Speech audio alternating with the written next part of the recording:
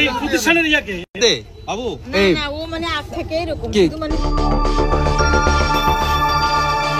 মাত্র 2 দিন আগেই মাদ্রাসায় ভর্তি করিয়েছিলেন বাবা মা, কিন্তু পরিবার ছেড়ে মাদ্রাসায় মন বসছিল না 10 বছর বয়সী শিশু রায়হানের। আর তখনই ছোট্ট শিশুটির মাথায় আসে পালিয়ে যাওয়ার চিন্তা।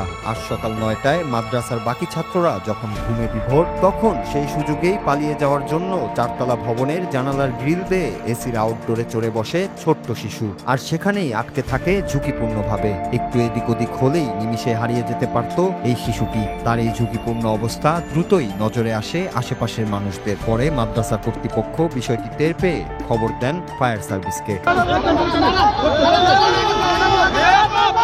খবর পেয়ে ঘটনাস্থলে ছুটে আসেন ফায়ার সার্ভিসের সদস্যরা। শুরু হয় একটি ঝুঁকিপূর্ণ উদ্ধার অভিযান। সবাই অপেক্ষা করতে থাকেন এই শ্বাসরুদ্ধকর উদ্ধার অভিযানের সফল সমাপ্তির জন্য। ভবনের আশেপাশে জড়ো হয় উৎসুক জনতা। পরে ফায়ার সার্ভিস সদস্যদের অক্লান্ত চেষ্টার পর সকাল 10টার দিকে উদ্ধার হয় রায়হান। আজ সকালে চাঁদপুরের হাজীগঞ্জে টেরাগড় এলাকার আল ইহসান মাদ্রাসায় ঘটে এই চাঞ্চল্যকর ঘটনা। জানা যায় মাদ্রাসাটি আবাসিক এবং এতে প্রায় শতাধিক ছাত্র রয়েছে।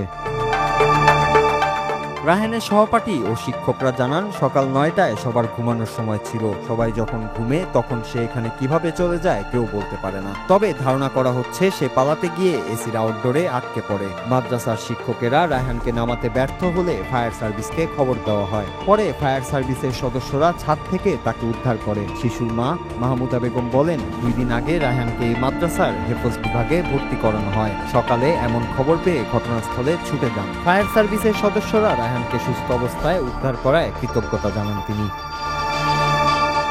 হাজীগঞ্জ ফায়ার স্টেশনের সিনিয়র স্টেশন অফিসার মোহাম্মদ বাহারউদ্দিন বলেন, খবর পেয়ে ফায়ার সার্ভিসের একটি ইউনিট এসে শিশুটিকে সুস্থভাবে উদ্ধার করতে সক্ষম হয়েছে। পরে পরিবারের কাছে তাকে হস্তান্তর করা হয়।